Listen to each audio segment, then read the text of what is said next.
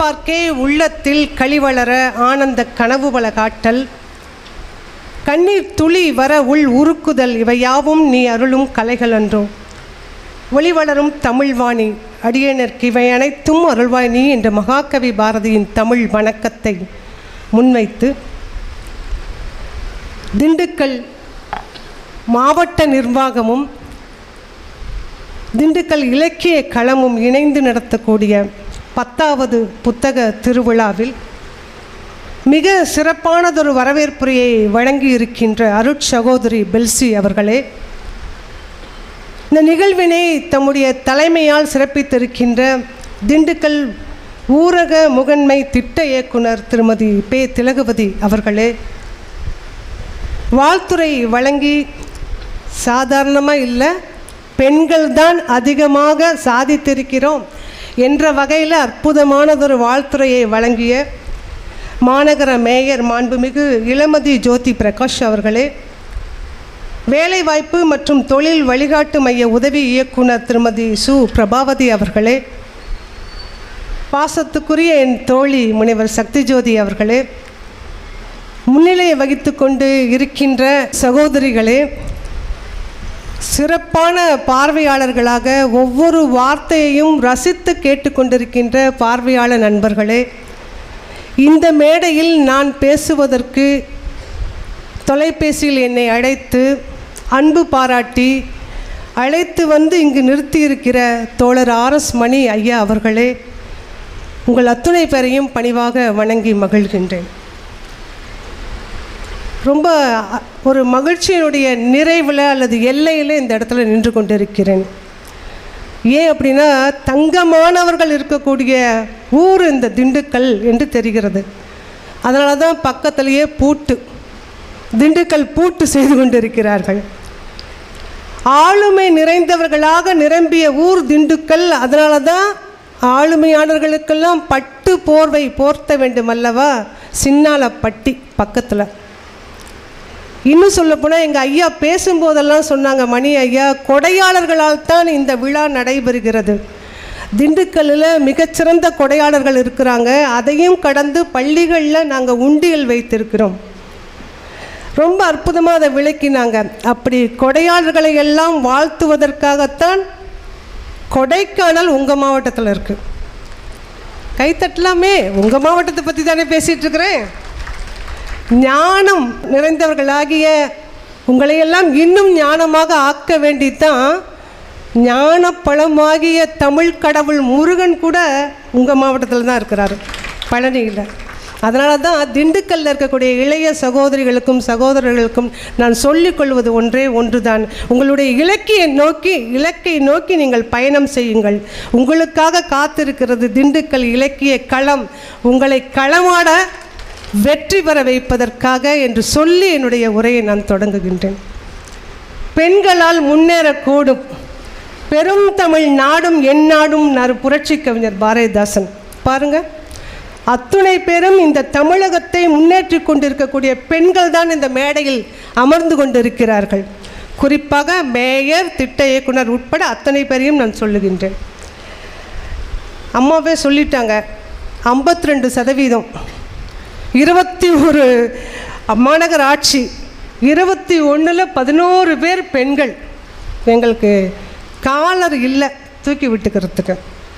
52 பேர் பெண்கள். நான் பெயரெல்லாம் கூட எழுதிட்டு வந்தேன், ஆனால் அவங்களே சொன்னதுனால அதெல்லாம் சொல்லலை. உங்களெல்லாம் ஒரு குவிஸ் மாதிரி கேள்வி கேட்டுட்டு கல்பனா, இந்திராணி, மகாலட்சுமி, சுஜாதா, சுந்தரி இவர்களெல்லாம் யாருன்னு கேட்கணும்னு எழுதிட்டு வந்தேன். வேண்டாம், 52% பெண்கள் வாங்கியிருக்கிறோம். இப்போ மகாகவி பாரதியார் சொன்னார்ல, ஆண்களோடு பெண்களும் சரிநிகர் சமானமாய் வாழ்வம் இந்த நாட்டிலன்னு. இனிமேல் அது எடுபடாது. இனிமேல் எப்படி சொல்லணும்னா, பெண்களோடு ஆண்களும் சரிநிகர் சமானமாய் வாழ்வம் இந்த நாட்டில். ஏன்னா 52 மேயர்களே 52%. அதனால் எப்படி சொல்லணும், பெண்களோடு ஆண்களும், எங்களோட தான் ஆண்கள் வர வேண்டும் இனி என்று சொல்ல வேண்டிய ஒரு காலகட்டத்தில் வாழ்ந்து கொண்டிருக்கிறோம். ரொம்ப அற்புதமான அரங்கம். அந்த என்னுடைய தலைப்பை ஒட்டி நான் பேசணும்னு சொல்லும்போது நம்ம சக்தி ஜோதி அவர்கள் சங்க இலக்கியத்தில் நிறைய பேசிடுவாங்க, நம்ம என்ன பண்ணுறதுன்னு ஒரு அச்சத்தோடு தான் வந்தேன். ஆனால் நான் பேசப்போவது சங்க இலக்கியத்திலும் என்னுடைய பழைய பெண்களை பற்றியும் தான் நான் பேசணும்னு நினச்சிட்டு வரேன். ஆளுமை என்பது என்ன? ஆளுமை என்பது என்ன? நம்ம என்ன ஆண்மைன்னு நம்ம சொல்லி கொண்டிருக்கிறோம் அல்லவா? எல்லா திறன்களும் ஒரு பெண்ணிடம் இருந்தால் அதுதான் ஆளுமை, பெண்ணிடமோ ஆணிடமோ. அப்படிப்பட்ட பெண்களுடைய பரம்பரையில் நாங்கள் நின்று கொண்டு இருக்கிறோம் என்பதனால பழையதிலிருந்து நான் தொடங்கணும்னு ஆசைப்படுறேன். இந்த ஐவகை நிலங்கள்னு ஒன்று கேள்விப்பட்டிருப்பீங்கன்னு நினைக்கிறேன். தமிழ் மண்ணில் மட்டும்தான் அந்த சிறப்பு உண்டு. வேலை எந்த மண்ணிலையும் அப்படியெல்லாம் பிரித்து வைக்கலை. மேலே உயர்ந்து மலையும் மலை சார்ந்த இடம்னு சொல்லுவாங்க, அதுக்கு பேர் குறிஞ்சி.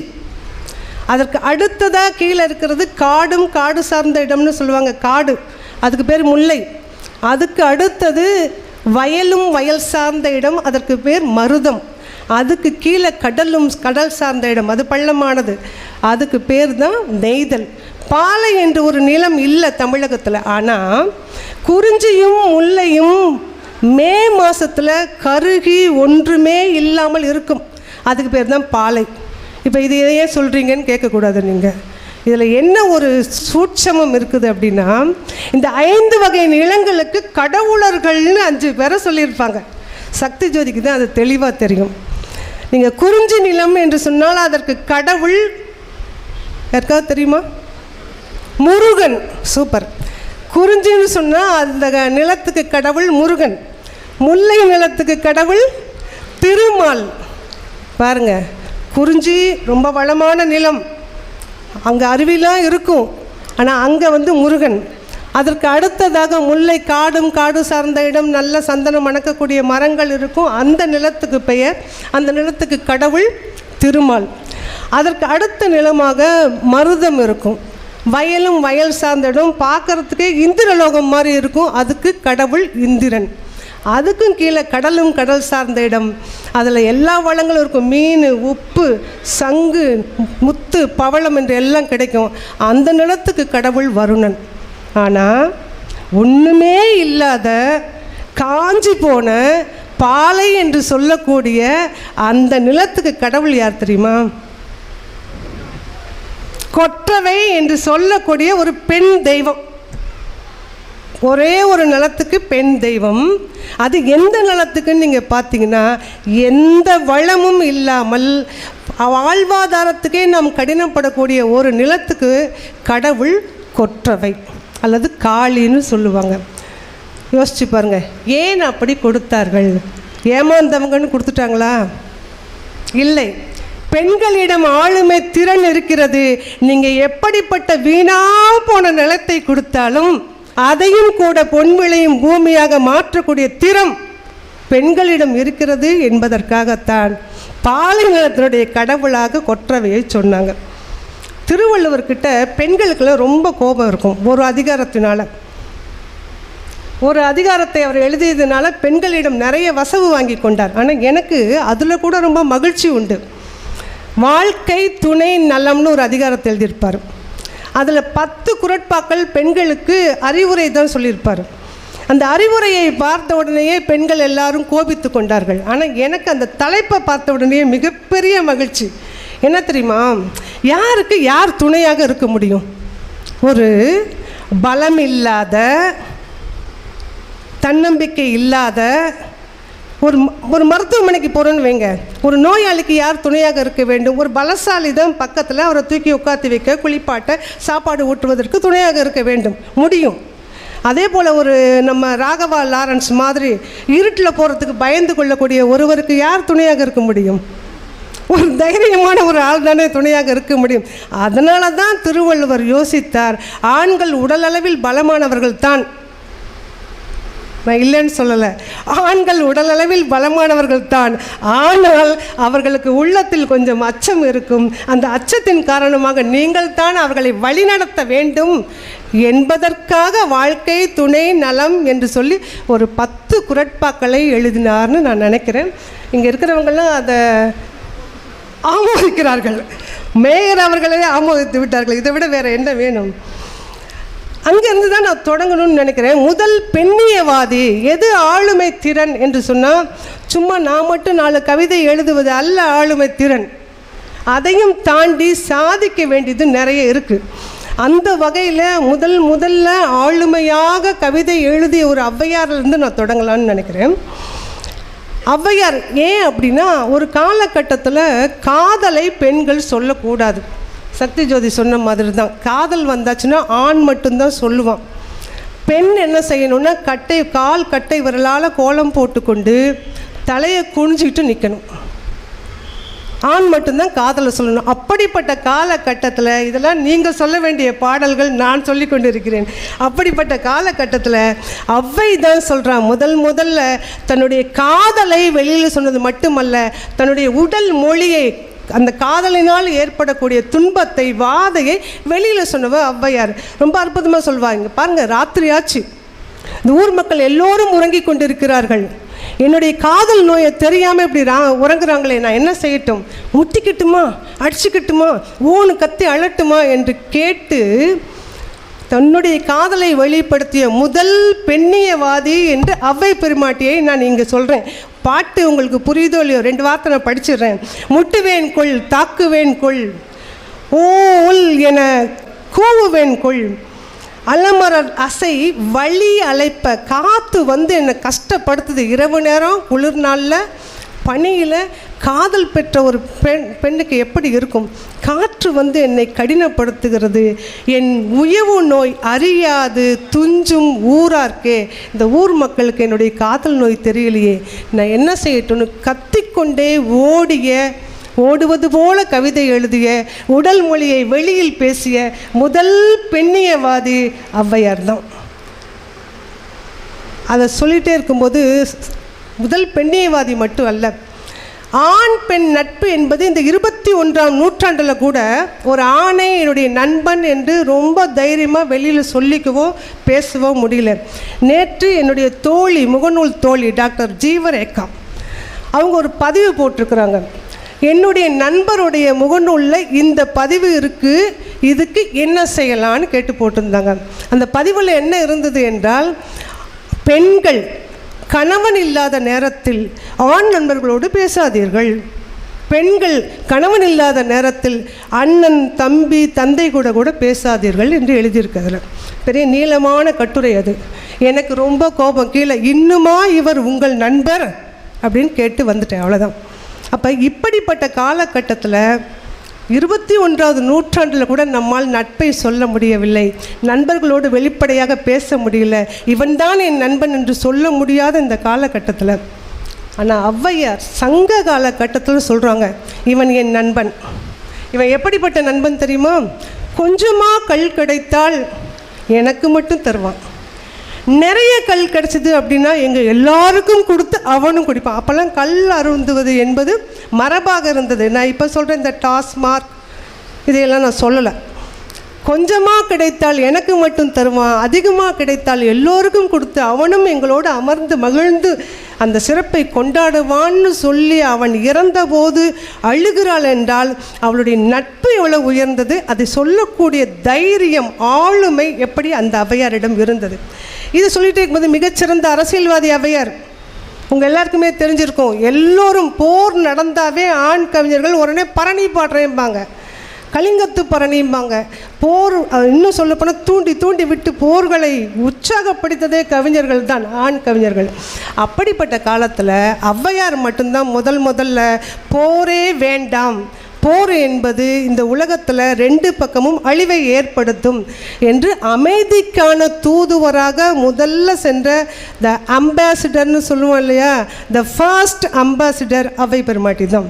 அப்போ அதுக்குள்ளே எவ்வளோ பெரிய ஆளுமை இருக்கும் யோசிச்சு பாருங்க. இதையெல்லாம் நான் என்னென்னா வேறு கோணத்தில் ஔவையாரை எப்போதும் ஆத்திச்சூடி அறம் செய்ய விரும்பு, இது மட்டும் இல்லை, ஔவையார் அவர்களுடைய வேறு கோணத்தில் அவர்களை சிந்திக்க வேண்டும் என்பதனால நான் அதை சொல்லிகிட்ருக்கிறேன்.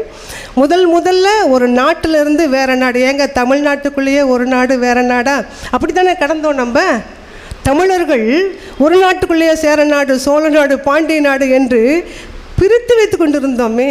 அந்த காலகட்டத்தில் இந்த நாடுகளை எல்லாம் ஒற்றுமை ஆக்க வேண்டும் என்பதற்காக தூது சென்ற முதல் தூதுவர், இந்த ஆண் தூதுவர் பெண் தூதுவர் இல்லை, தூதுவரே போகாத ஒரு காலகட்டத்தில் முதல் தூது சென்ற த ஃபஸ்ட் அம்பாசிடர் ஔவையார். இதை விட இன்னொரு சூப்பரான ஔவையாரை உங்களுக்கு நான் அறிமுகப்படுத்தியாகணும். இடைக்காலத்தில் ஒரு அம்மையார் இருந்தாங்க.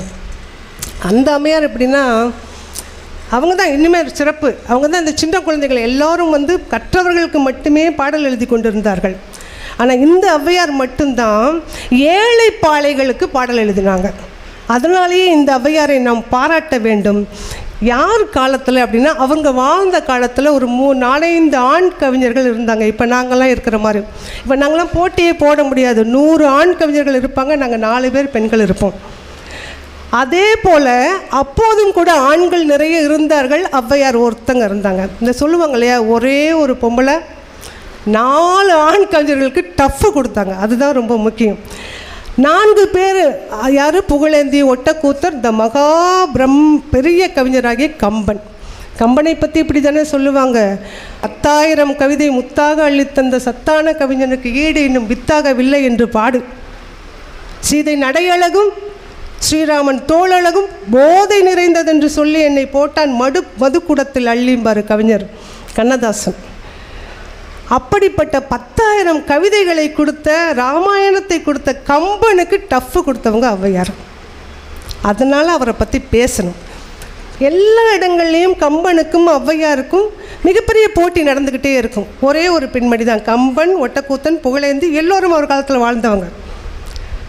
இப்போ ஒரு நாள் கம்பன் நினைக்கிறாரு, அவ்வளோ பெரிய மாமேதை எப்படி ஒரு ஆணிய சிந்தனையோடு இருந்திருக்கிறார் பாருங்கள். அந்த ஆண் ஆதிக்க உணர்வோடு எப்படியாவது இந்த ஔவையாரை நம்ம அவமானப்படுத்தி விட வேண்டும். அதுதான், ஏதோ ஒரு இடத்துல அவங்கள அவமானப்படுத்தி விட வேண்டும் என்ற சிந்தனை இருந்தது. அதனால் அவர் என்ன செய்கிறாரு, இப்படி போயிட்டே இருக்கும்போது ஒரு கீரை இருக்குது. அந்த கீரை, அதுக்கு பேர் ஆரைக்கீரை. அது என்னன்னு ஔவையார்கிட்ட கேட்டிருந்தா ஔவையார் அழகாக சொல்லியிருப்பாங்க, கம்பரை இது ஆரைக்கீரை அப்படின்னு. ஆனால் அப்படி கேட்கல அவர் தான் ஏற்கனவே திட்டமிட்டு கொண்டு இருக்கிறாரு, எப்படியாவது ஔவையாரை நம்ம ஏளனப்படுத்தணும்னு நினச்சார். போகும்போது கேட்குறாரு, அது எப்படி இருக்கும் அந்த கீரைனா, ஒரு தண்டு இருக்கும், 4 இலை இருக்கும். அதை காமிச்சிட்டு ஒற்றை காலடி டி, ஒற்றை காலடி 4 இலை பந்தலடி டி, 2 டி போட்டு முடிச்சிட்டாரு. என்னன்னு கேட்டார். எப்படி இருப்போம் பெண்கள், சாதாரணமாக விட்டுருவோமா? அப்படிலாம் விட்டுற முடியாது.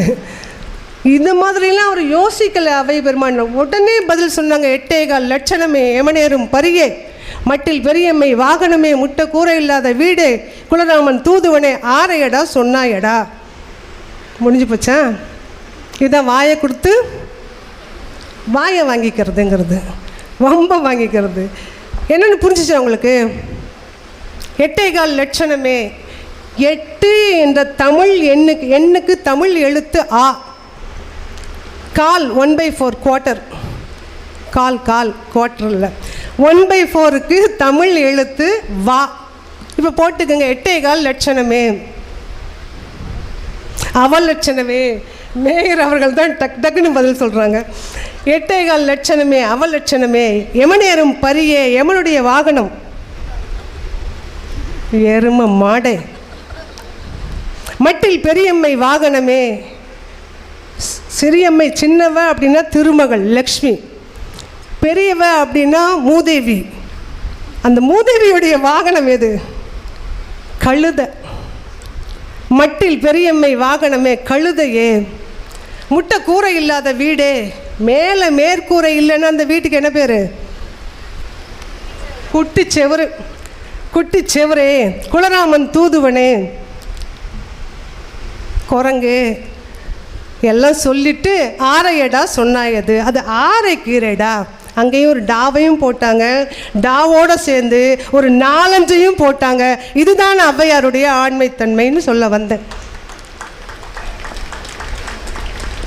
ஔவையார் எங்களுக்கெல்லாம் சொல்லி கொடுத்தது எது என்றால், மாபெரும் சபையாக இருந்தாலும் யாராவது உங்களை இழிவாக நடத்த வந்தார்கள் என்றால் அவர்கள் பணியிலேயே அவர்களை நீங்கள் பதிலடி கொடுக்க வேண்டும் என்பது நாம் ஔவையார் போன்ற ஆளுமைகளிடம் கற்றுக்கொள்ள. என்ன பழைய ஔவையாரையே பேசிகிட்டு இருக்கிறீங்களே, இந்த பார்வையில் நம்ம பார்த்துருக்கோமா? ஃபஸ்ட் அம்பாசிடர்னு பார்த்துருக்கோமா? நம்ம பாரதி சொன்ன, அதனால தான் ஔவையாருடைய செல்வத்தையும் இந்த நாட்டினுடைய பெரும் செல்வத்தையும் 2 தட்டில் வைக்கிறோம்.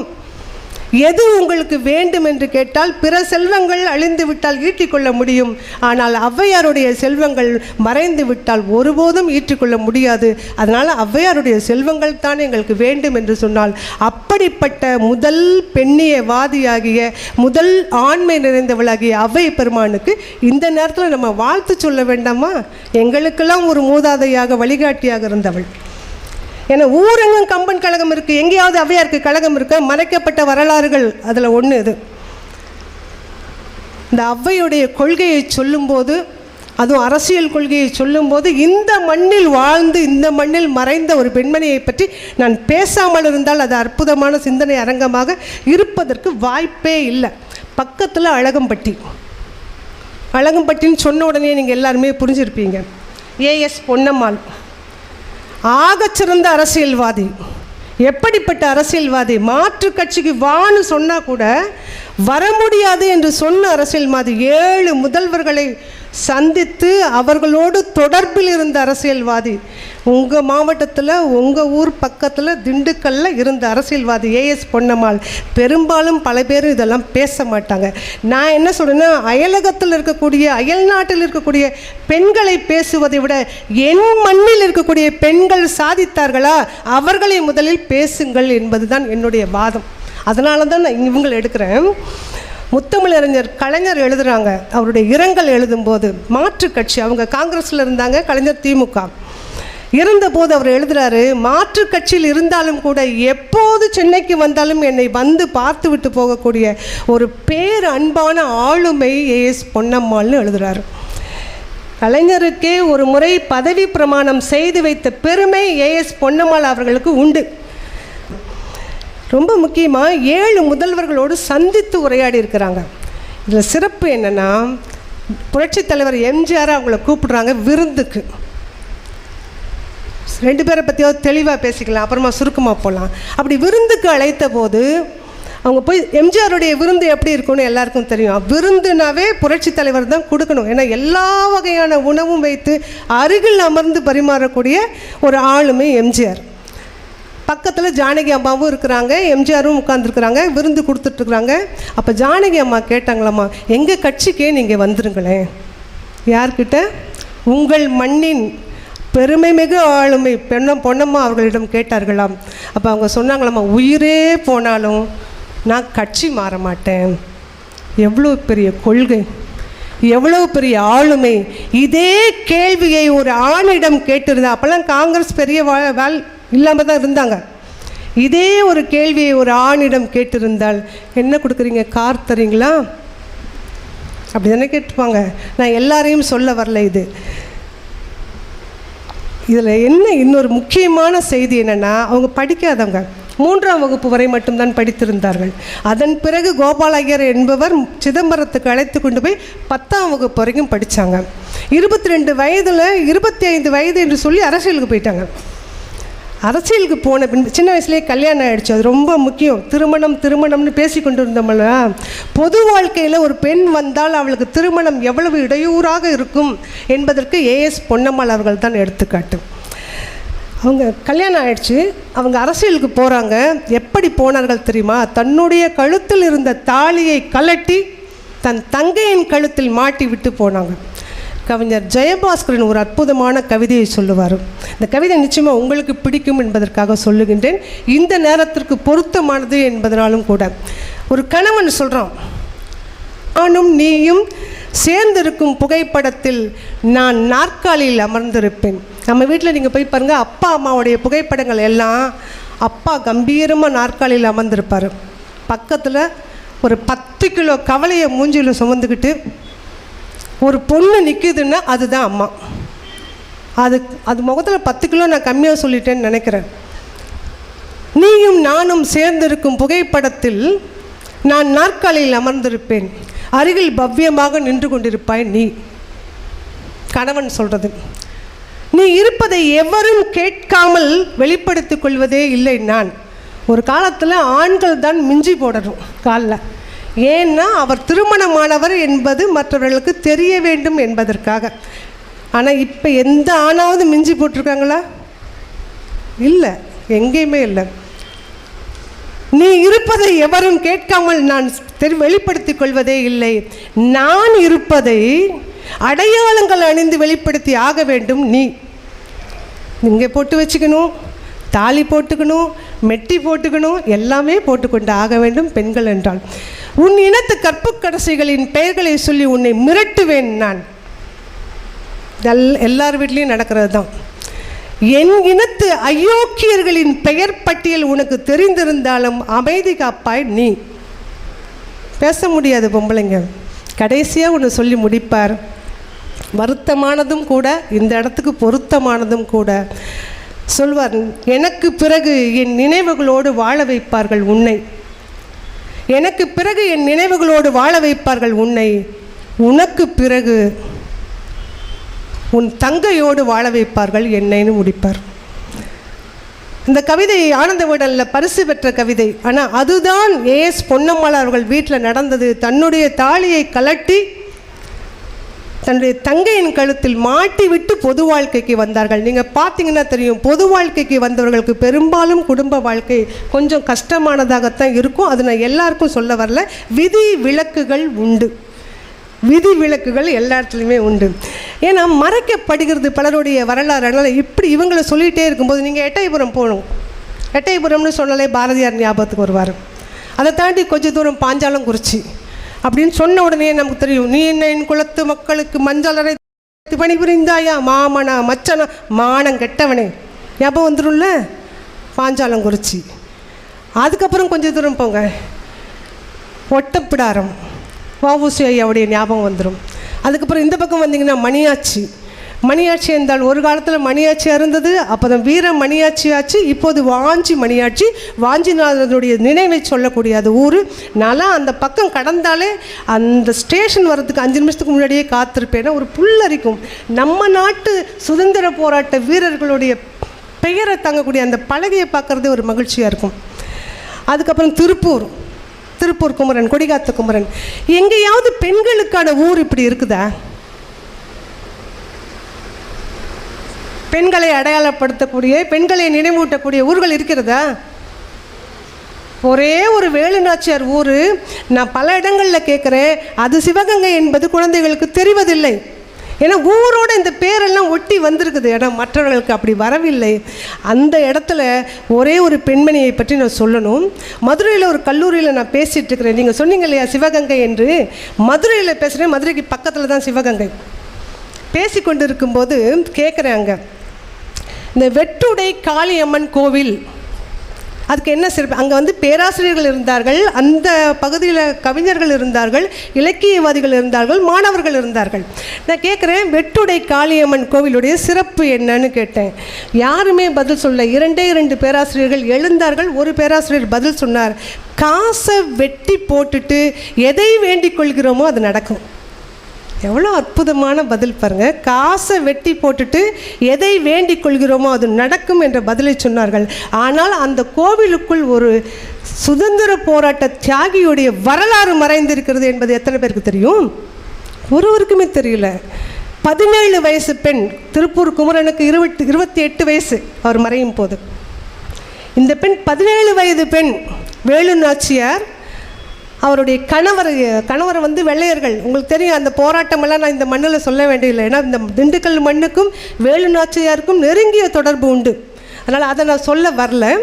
வேலு நாச்சியாருடைய கணவர் முத்து வடகரை வெள்ளையர்கள் கொன்று விடுகிறார்கள். அந்த செய்தி வேலு நாச்சியாருக்கு போகுது. அவர் வந்து கோயிலுக்கு தான் போயிருப்பார்.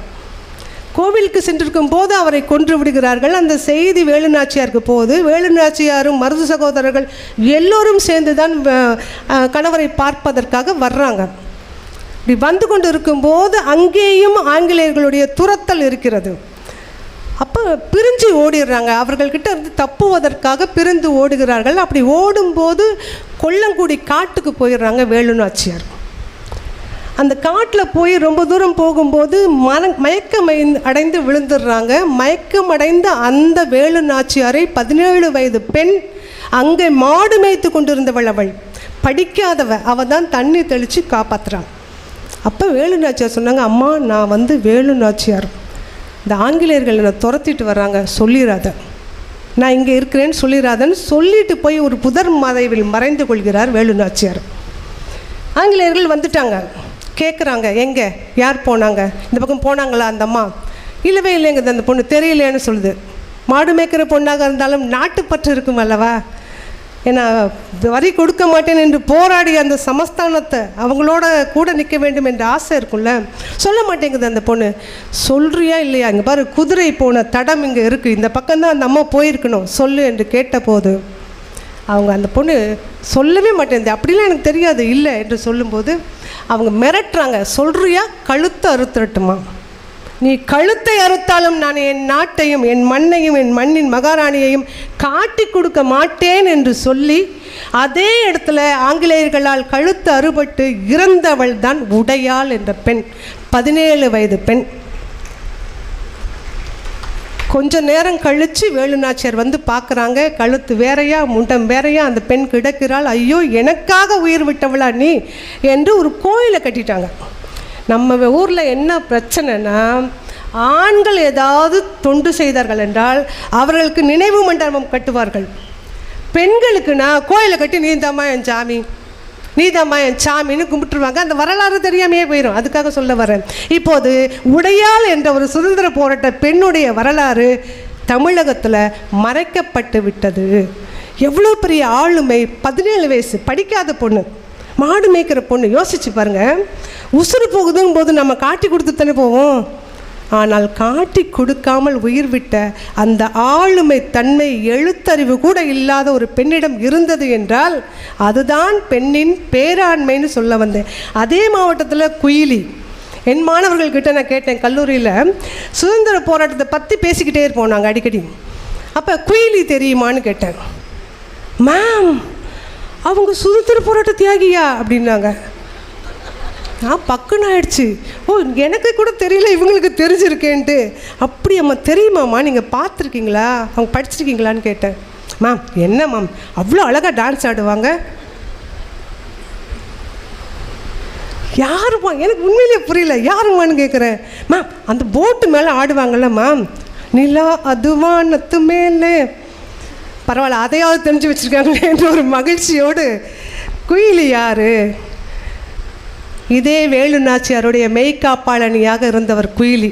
அவங்களுக்கும் 18 வயசு தான். அது மறைக்கப்பட்ட வரலாறு தான் அதுவும். அதுலேயும் கதை இல்லைன்னு 2 வரலாறுகள் போய்கொண்டு இருக்கிறது. வேலு நாச்சியாருக்காக மெய்காப்பாளனியாக இருந்தாங்க. இதே போல் தசரா, நவராத்திரி, இந்த கடைசி நாள் ஆயுத பூஜையின் போது வேலு நாச்சியாரை எப்படியாவது கொன்று விடலாம்னு ஆங்கிலேயர்கள் திட்டம் தீட்டி இருக்கிறாங்க. அந்த திட்டம் இந்த குயிலிக்கு தெரிஞ்சிருச்சு. ஏன்னா படை தளபதியாக இருந்தான். அந்த திட்டம் தெரிஞ்சதுனால அந்த பொண்ணு உடனே என்ன பண்ணுறான், ஆங்கிலேயர்களுடைய அந்த ஆயுத கிடங்கை அழித்து விட்டால் இவன் எப்படி நம்ம நாட்டு மக்களை எல்லாம் கொல்லுவான் யோசிச்சு, யாருக்கும் தெரியாமல் மாற்று உடையோடு போய் அந்த ஆங்கிலேயர்களுடைய ஆயுத கிடங்கை தன்னுடைய உடம்புல எண்ணெயை பூசிக்கிட்டு தன்னையும் கொளுத்தி கொண்டு ஆங்கிலேயர்களின் ஆயுத கிடங்கையும் கொளுத்திய முதல் தற்கொலை படை குயிலி. தெரியுமா? இந்த ஆளுமை யாருக்கு தெரியும்? நாம் இதையெல்லாம் கொண்டு போய் சேர்க்காம இங்கே பல பேரை சொல்கிறத விட்டுட்டு அயல்நாட்டு ஆட்களையே நாம் பேசிக்கொண்டு இருக்கிறோம். இங்கே இல்லையா ஆளுமைகள் நம்ம நாட்டில்? 18 வயசு பெண், முதல் தற்கொலை படை. இப்படி சொல்லும்போது இந்த நாட்டில் மட்டும் இல்லை, அயல் நாடுகளிலும் இது நடந்திருக்கிறது. ஜோன் ஆஃப் ஆர்க் என்று ஃப்ரான்ஸில் ஒரு மிகப்பெரிய போராளி, அவளும் 18 வயசு தான். 19 வயசில் அவளை மரத்தில் கட்டி வைத்து எரித்தார்கள். இதே போல் தான் எனக்கு சக்தி இருக்கிறது, நான் இந்த நாட்டை காப்பாற்றுவேன்னு சொல்கிறான் ஃப்ரான்ஸில். இதே ஆங்கிலேயர்கள், பிரிட்டிஷ்காரங்க எல்லா நாட்டையும் அடிமைப்படுத்தினார்கள். அப்படி அடிமைப்படுத்திய போது அந்த பொண்ணு சொல்கிறா, 16 வயசு, எனக்கு ஏதோ ஒரு சக்தி இருக்குது, எனக்கு கடவுள் என்கிட்ட சொல்கிறது, நான் இந்த நாட்டை காப்பாற்றுவேன், என்ன தளபதி ஆக்குங்கிறா. முதல்ல கேட்க மாட்டேன்ட்டாங்க. அப்புறம் அவள் சொன்ன சிலதெல்லாம் சரியாக நடந்தது. அதனால் தளபதி ஆக்கினார்கள். ஆக்கினதுக்கப்புறம் 2 வருஷம் போர் பயிற்சியை கற்றுக்கொண்டால் 18 வயசில் பிரான்ஸோட பெரும்பான்மையான பகுதிகளை ஆங்கிலேயரிடமிருந்து மீட்டெடுத்துட்டான். மீட்டெடுத்து பிரான்ஸில் அந்த மன்னனுக்கு முடிசூட்டு விழா வர நடத்தி வைக்கிறான். அவருடைய தலைமையில் எட்டப்பன்கள் எல்லா ஊரிலும் உண்டு. இந்தியாவில் மட்டும் இல்லை, தமிழகத்தில் மட்டுமல்ல, எல்லா நாடுகளிலும் உண்டு. அங்கே ஒரு பாதிரியார் அப்படி தான் அவள் மேலே பல குற்றங்களை எல்லாம் சாட்டினார். என்ன குற்றம்னா, போர் செஞ்சதெல்லாம் இல்லையாம்மா, ஆண் உடை அணிந்தது குற்றம். ஏன்ப்பா குதிரை மேலே ஏறி சவாரி செஞ்சால் என்ன புடவையாக கட்டிட்டு போக முடியும்? ஆண் உடை அணிந்தது குற்றம், அவள் ஆயுதங்களை ஏந்தியது குற்றம், குதிரையில் சவாரி செய்தது குற்றம் என்று 80க்கும் மேற்பட்ட குற்றங்களை அவள் மேலே, அது மதத்திற்கு எதிரான குற்றம்னு குற்றம் சாட்டினாங்க. 19 வயசில் அவளை மரத்தில் கட்டி வைத்து பொதுமக்கள் முன்னிலை எரிச்சாங்க. அதோடு முடிஞ்சுதான். 2 வருஷம் கழித்து தீர்ப்பு வருகிறது. அவள் எந்த தவறும் செய்யவில்லை என்று தீர்ப்பு வந்தது. என்ன பிரயோஜனம்? அதைவிட ரொம்ப கொடுமை என்னென்னா, மிகச்சரியாக 489 ஆண்டுகள் கழித்து எந்த திருச்சபை அவளுக்கு தண்டனை வழங்கியதோ அதே திருச்சபை புனிதர் என்ற பட்டத்தை கொடுத்தது. புனிதர் Joan of Arc, saint Joan of ஆர்க்னு சொல்லுவாங்க. என்ன பயன் இதுல? நீங்கள் மறைக்க வேண்டிய நேரத்தில் மறைத்து விட்டு ஒரு பெண்ணுடைய ஆளுமையை அப்போது கொண்டு வராமல் 100 வருஷம் 200 வருஷம் கழித்து கொண்டாடுவதனால் யாருக்கு என்ன பயன்? அவளுக்கு ஒரு உற்சாகம் கிடைச்சிருக்குமா? இல்லை அதை பார்த்து ஏதாவது ஒரு பெண் சுதந்திர போராட்டத்துக்கு செல்லுவாளா? நமக்கும் இதே தானே நடக்கும் என்று தானே அவள் பயந்து கொண்டு போகாமல் இருப்பா? இப்படியாகத்தான் நிறைய செய்தியை பார்க்க அவங்க ஆவுடை அக்காளை பற்றி சொன்னாங்க. ஆவுடை அக்காள் இந்த மேடையில் பேசப்பட வேண்டிய ஒரு ஆளுமை. ஏன் தெரியுமா? இப்போது நாம் சொல்லி கொண்டு இருக்கிறோம், வர்ணாசிரமம் வர்ணாசிரமம் என்று பேசிக்கொண்டு இருக்கிறார்கள். இப்போது இந்த வர்ணாசிரமத்தை முதல்ல உச்சரித்தது வள்ளலார் என்று சொல்லுவார்கள். வள்ளலார் இல்லை, வள்ளலாருக்கும் முன்பாக, வள்ளலார் 200 ஆண்டுகள், இப்போது தான் 201வது ஆண்டு தொடங்கி இருக்கிறது வள்ளலாருக்கு. ஆனால் வள்ளலாருக்கு முன்பாகவே 300 ஆண்டுகளுக்கு முன்பாக நெல்லை மாவட்டத்தில் செங்கோட்டை என்ற பகுதியில் வாழ்ந்த ஒரு பெண்மணி தான் முதல்ல வர்ணாசிரமம் என்ற பேச்சை உச்சரித்தவள் மட்டுமல்ல, அதற்காகவே போராடியவள், அதற்காகவே எழுதியவள். அவள் எழுதுறா பாருங்க, சாதி வர்ணாசிரமம் போச்சே, வேத சாஸ்திரம் வெறும் பேச்சேம்பா. எப்போ? 300 ஆண்டுகளுக்கு முன்பாக. இன்னும் சொல்ல போனால் அந்த பெண்ணுக்கு 16 வயசு, திருமணம் ஆகுது, உடனே கணவன் இறந்துடுறாரு. அவர்களுடைய குல மரபுப்படி மொட்டை எடுத்து அவளை வெளியில் செல்லாமல் வீட்டுக்குள்ளே அடைச்சி வச்சிருக்கிறாங்க. அப்படிப்பட்ட சூழலில் அந்த பெண் வீட்டை விட்டு வெளியேறிடுறான். வீட்டை விட்டு வெளியேறி இது போன்ற சமத்துவமான அல்லது வர்ணாசிரமம் போன்ற தீட்டு பற்றி பேசுகிறாங்க. இப்போல்லாம் நம்ம இந்த தீட்டு பற்றி 3 நாள் தனியாக உட்காந்து வச்சு பண்ணுற கொடுமை இருக்குல்ல, இந்த கொடுமையை 300 ஆண்டுகளுக்கு முன்பாக அவள் பேசுகிறா பாருங்க. காமத்தீட்டு உறைந்து கை குழந்தையாய் இருக்க, காமத்தீட்டு உறைந்து கை குழந்தையாய் இருக்க ஆமை போல முழுக நம்ம போய் முழுகிட்டு வந்துட்டா சுத்தியாச்சோ பராபரமேங்கிறாள். எச்சில் பற்றி பேசுகின்றாள். 300 ஆண்டுகளுக்கு முன்பாக யாருமே பேச துணியாத ஒரு விஷயத்தை பேசிய பெண்மணி ஆவுடை அக்காள். இந்த ஆவுடை அக்காளை சொல்லிக்கிட்டே இருக்கும்போது எனக்கு 2019 ஒரு பெண்மணிக்கு பத்மஸ்ரீ விருது கொடுத்தார்கள். பத்மஸ்ரீ விருதுன்னா அவங்க எல்லாருக்குமே தெரியும், ஒரு புரோட்டோக்கால் இருக்கும். இந்த இடத்துல நிற்கணும், இங்கே போய் விருது வாங்கணும், இந்த இருக்கையில் அமர வேண்டும், இவ்வளோ செகண்ட் தான் ஃபோட்டோக்கு போஸ் கொடுக்கணும், மீண்டும் இந்த இருக்கையில் அமரணும் என்று முதல் நாளே ரிஹர்சல் எல்லாம் செய்து விடுவார்கள். ஆனால் அந்த ரிஹர்சலையும் மீறி அந்த விருதை பெறும்போது அந்த பெண்மணி குடியரசுத் தலைவருடைய தலையில் கையை வைத்து ஆசீர்வதித்தார்கள். எது என்ன நடக்குமோன்னு எல்லோரும் நினைத்து கொண்டிருக்க, மறுநாள் ஊடகங்கள் முழுவதும் அதை பெருமையாக எழுதியிருந்தது. ராம்நாத் கோவிந்த், அவருக்கே ஏற்கனவே வழுக்கத்தலையாக இருக்கும், அந்த வழுக்கத்தலையில் கை வைத்து ஆசீர்வதித்தார் ஒரு 109 வயது பெண்மணி. அவங்க என்ன செஞ்சாங்க? நம்ம இங்கேருந்து போய் கென்யாவில் இருக்கிற ஒரு மரத்தை காப்பாற்றக்கூடிய பெண்ணை பற்றி பேசுவார்கள். ஆனால் இங்கே வங்காரி மாத்தாய்ம்பாங்க. கென்யாவில் அவள் மரம் வளர்த்துட்டு இருந்தா. நம்ம ஊரில் நம்ம பக்கத்தில் மரம் வளர்த்து 1 2 அல்ல 385 ஆலமரங்களை சாலைகள் தோறும் வைத்து வளர்த்திருக்கிறார்கள் அவர்கள். எப்படி தெரியுமா? திருமணம் ஆகுது, குழந்தைகள் இல்லை, குழந்தை பேர் இல்லை. அதை கூட ஒரு ஊடகம் போட்டிருந்தது. ரொம்ப ரொம்ப வருத்தம். தவறான ஒரு செய்தியை போடுறாங்க. அன்று மலடி பட்டம் இன்று பத்மஸ்ரீ பட்டம். தேவையா இந்த வார்த்தை? எப்படியெல்லாம் பெண்களை நீங்கள் பேசுவீர்கள்?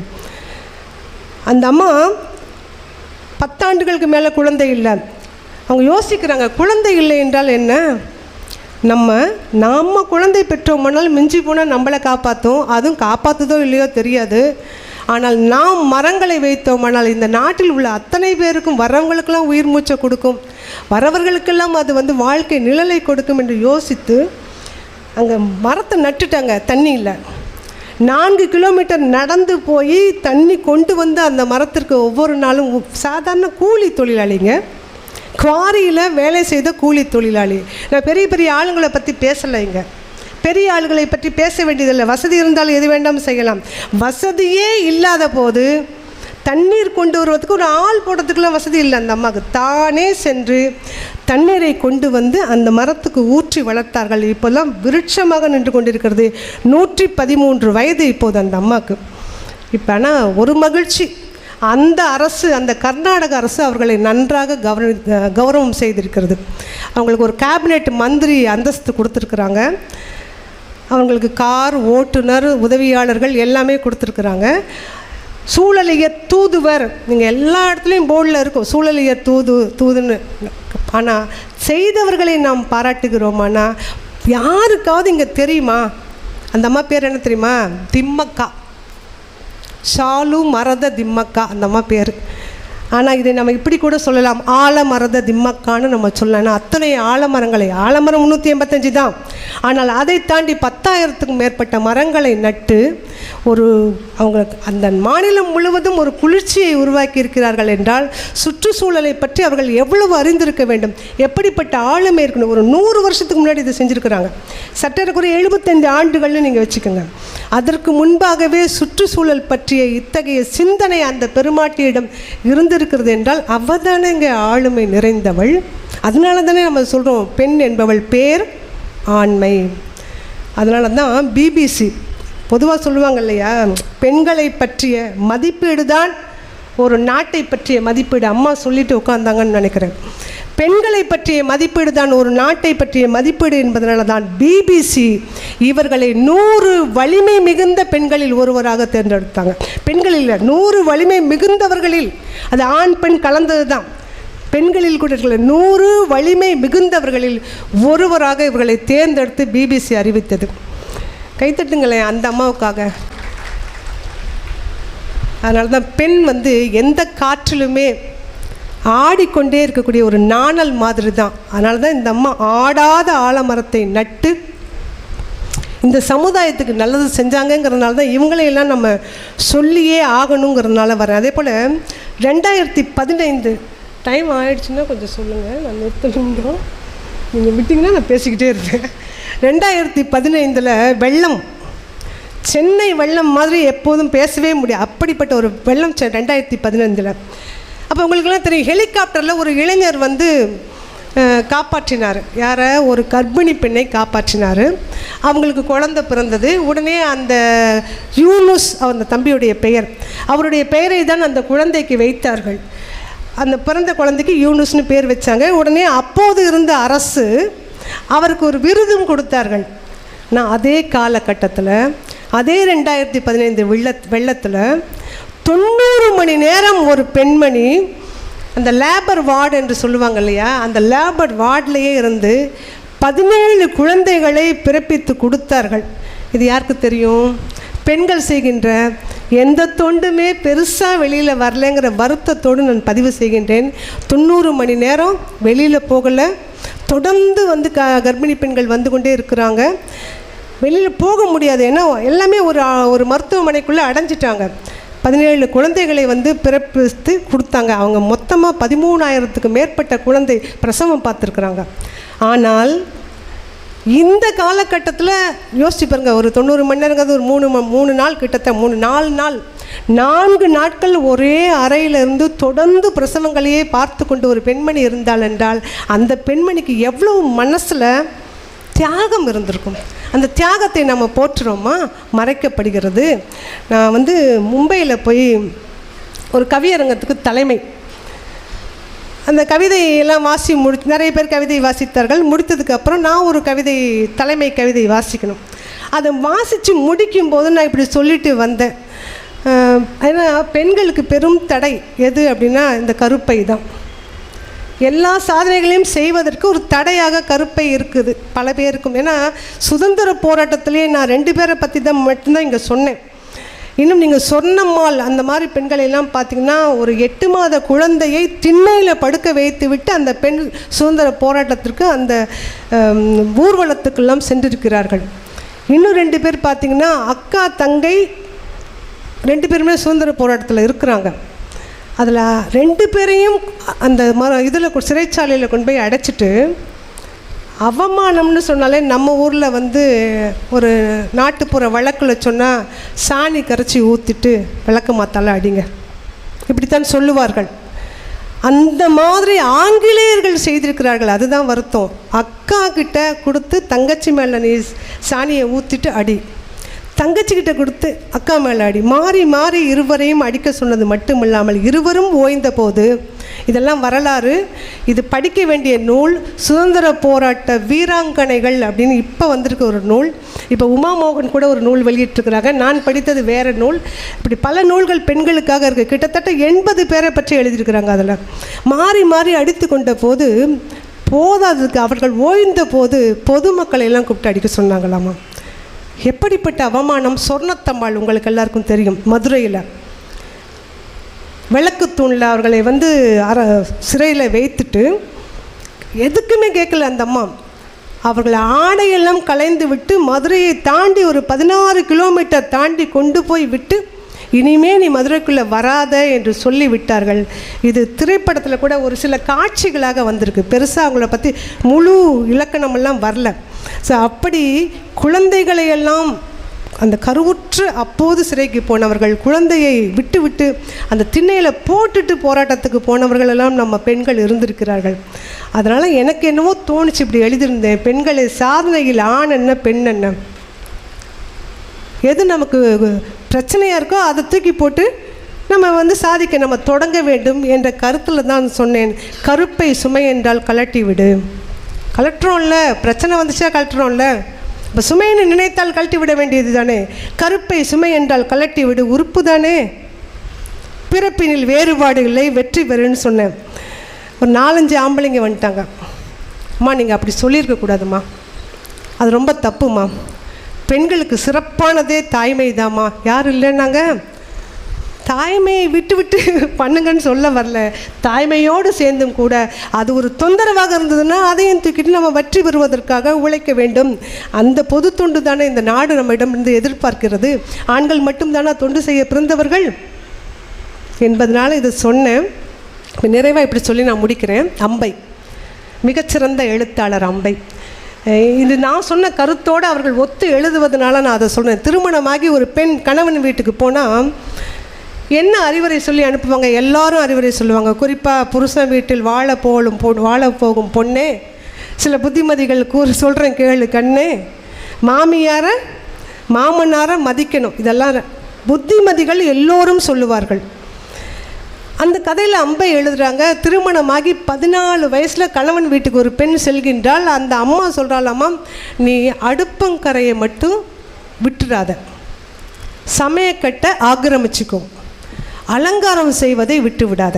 இது 2 சொல்லி அனுப்பியிருக்காங்க. எங்கள் அம்மா இப்படி அட்வைஸ் பண்ணி அனுப்பினாங்க. நான் வந்தேன்னா 14 வயசு, மருமக கிட்ட சொல்கிறா அவள், நான் வந்தேன்னா எனக்கு 14 வயசு. எனக்கு அப்போ 5 கிலோ ஆட்டா மாவை நான் பிசைவேன், அதாவது கோதுமை மாவு. இது வடநாட்டு இதை வச்சு எழுதுகிறாங்க அவங்க. 5 கிலோ கோதுமை மாவை நான் பிசைவேன், 300 சப்பாத்தி பண்ணுவேன். 30 பேர் கொண்ட குடும்பம் அது. கையெல்லாம் நீளம் பாரிச்சிரும். ஆனால் என் கணவன் சொல்லுவார், நீ பெரிய உழைப்பாளி தான். முடிஞ்சு போச்சு எல்லாமே. 5 கிலோ மாவு பிசைஞ்சது, 300 சப்பாத்தி செய்த எல்லா வழியும் அந்த ஒரு வார்த்தையில் முடிந்து விட்டதுன்னு அவங்க எழுதுவாங்க. இன்னொரு கதையில் இன்னும் அற்புதமாக சொல்லுவாங்க. ஒரு பெண் ஒரு 40 வயதுக்குள்ளே எத்தனை தோசை சுடுறா? 2,90,000 தோசை சுடுறா ஒரு பெண். சாதாரணமாக 4 பேர் இருக்கிற குடும்பத்தில். கதையில் வருது. நேர்காணல் காணுவதற்காக போவா. அந்த நேர்காணல் கொடுக்கக்கூடிய பெண்மணி சொல்லுவான், நீங்கள் தோசை சாப்பிட்டுக்கிட்டே கேள்வி கேளுங்க, நான் பதில் சொல்கிறேன். இல்லைங்க, நான் கேள்வி கேட்குறேன் அப்புறமா தோசை சாப்பிட்றேன். இல்லை, நான் தோசை சாப்பிட்டுக்கிட்டே என்னால் தோசை சுட்டு உனக்கு கொடுத்துக்கிட்டே பேச முடியும். அப்படியா, சரி கொடுங்க. இந்த பொண்ணு பார்க்குறா, அவங்க வட்டமாக தோசை சுடுறாங்க. பெண் ஆளுமையாளர். ஒரு ஆணால் ஒரு வட்டமாக ஒரு தோசை சுட முடியுமான்னு முதல்ல யோசிக்கணும். அவங்க வட்டமாக தோசை சுட்டுக்கிட்டே இந்த அம்மா கேட்குற கேள்விக்கெல்லாம் பதில் சொல்கிறாங்க. அவன் ஆச்சரியப்படுறான். அம்மா, ஒரு நாளைக்கு எத்தனை தோசை சுடுவீங்க? அவங்க சொல்கிறாங்க, எங்கள் வீட்டில் இத்தனை பேர் இருக்கிறாங்க, இத்தனை தோசை சுடுவேன். உடனே அந்த பொண்ணு கணக்கு போடுது. அப்போ இத்தனை வயசில், அவங்களுக்கு 40 வயசு, இத்தனை வயசில் இவங்க 2,90,000 தோசை சுட்டிருப்பாங்க.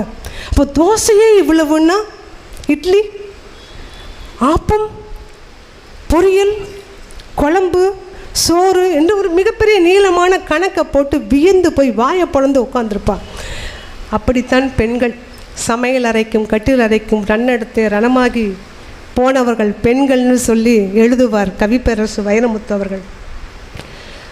சமையல் அறையும் கட்டில் அறையும் விட்டு விட்டு எந்த சாதனையும் செய்துவிட முடியாது. ஆனால் ஒருவேளை அது ஒரு பிரச்சனை என்று சொன்னால் நாம் என்ன செய்யணும்? அதைத்தான் அவங்க அம்பை எழுதி முடிச்சிருப்பாங்க. ஒவ்வொரு நாளும் 300 சப்பாத்திகளும் 14 குழந்தைகளை உதைக்க விட்ட வயிறும், அவங்களுக்கு 14 குழந்தை. ஒவ்வொரு நாளும் 300 சப்பாத்திகளும் 14 குழந்தைகளை உதைக்க விட்ட வயிறும் இல்லை என்றால் உங்கள் யோனியும் கருப்பையும் ஸ்தனங்களும் கலண்டு விழுந்திருக்கும், சமையல் மனம் தூர போயிருக்கும். அதுதான் அதிகாரம்னு சொல்லி முடிப்பாங்க. அதுதான் அதிகாரம். அந்த அம்மா அது வரைக்கும் பெருமையாக சொல்லும், பார்த்தியா நான் இவ்வளோ நகை வச்சுருக்கேன், எங்கள் அம்மா போட்டு வந்த நகையெல்லாம் நான் போட்டுக்கிறேன், சமையல் கட்டு விட்டு வர்றதே இல்லை, என் சமையலை எல்லாரும் நல்லா இருக்குங்கிறாங்க. இந்த வீட்டில் ஏன் அதிகாரம் தான் அந்த பெண் சொல்லி கொண்டு இருப்பாள். அவளுடைய மருமகள் அந்த மாமியார்கிட்ட சொல்லுவா, இதெல்லாம் விட்டுட்டு நீங்கள் இருந்தீங்கன்னா அதுதான் உங்களுடைய அதிகாரம் என்று சொல்லுவாள். ஆனால் விட்டு விட்டு ஒரு பொண்ணாலும் இருந்துவிட முடியாது. சமையலறை எங்களோடு கூட பிறந்தது. 3000 ஆண்டு கால தொடர்பு அது. இப்போ இல்லை, ஆரம்ப காலகட்டத்திலேருந்தே நம்ம ஜெயபிரகாஷ் கவிஞர் ஜெயபாஸ்கரன் தான் சொல்லுவார், கண்ணை கட்டி கொண்டு என்னை சமையலறையில் விட்டாலும் எந்த இடத்தில் எந்த பொருள் இருக்கிறது என்று என்னால் எளிதாக சொல்லிவிட முடியும்பா. அவர் தேடுவார், புத்தகத்தையும் நோட்டையும் வச்சுட்டு தேடிட்டு இருப்பார், கண்ணை திறந்துக்கிட்டு தேடுவார். இவன் சொல்வா, என்ன இத்தனை வருஷமாக எழுதி கிழிக்கிறீங்க நீங்கள், எங்கே பேனா வச்சேன் எங்கே புத்தகத்தை வச்சேன்னே தெரியலையே, என்ன பாருங்கள், கண்ணை கட்டி கொண்டு என்னை சமையலறையில் விட்டாலும் எந்த இடத்தில் எந்த பொருள் இருக்கிறது என்று என்னால் சொல்ல முடியும்னு சொல்லக்கூடிய தொடர்பு 3000 ஆண்டு கால தொடர்பு. அந்த தொடர்பை விட்டுவிட முடியாது. ஆனாலும் கூட பேராள், ஏன்னா சமைச்சிக்கிட்டே 1000 வேலையை பார்ப்போங்க. நாங்கள் சீரியல் பார்ப்போம், சமைச்சிக்கிட்டே கவிதை எழுதுவோம், சமைச்சிக்கிட்டே சக்தி ஜோதிகிட்ட பேசுவோம். நாங்கள் இப்படி ஆயிரக்கணக்கான வேலைகளை ஒரே நேரத்தில் செய்யக்கூடிய ஆளுமை பெண்களிடம் உண்டு. அதனால தான் பெண் என்னும் பேராண்மைன்னு தலைப்பு கொடுத்தேன். அந்த பேராண்மை நிற்க பெண்களாக நான் வரணும்னா இதையெல்லாம் நான் எப்போ தெரிஞ்சுக்கிட்டேன்? நானும் கூட சின்ன வயசில் படிக்காத ஆள் தான், நானும் பட்டிக்காடு தான், மிக மிக மோசமான ஒரு கிராமத்தில் பிறந்தவள் தான். இங்கே சில இளைஞர்கள் உட்கார்ந்துருக்குறாங்க, அவங்களுக்காக நான் சொல்லுகின்றேன். 28 வயதில் தான் நான் +2 எழுதினேன். 28 வயதில் +2 எழுதி அதன் பிறகு MBA, MA, MPhil, PhD, B.Ed என்று எல்லா தகுதிகளையும் என்னால் உயர்த்தி கொள்ள முடிந்தது. அதைவிட அதிகமாக அது வெறும் கல்விதான். என்னாலும் படைப்பு இலக்கியத்தில் வர முடிந்தது. என்னாலும் பலருக்கு ஒரு வழிகாட்டியாக நான் பல கல்லூரிகளில் சென்று பேசி கொண்டிருக்கிறேன்.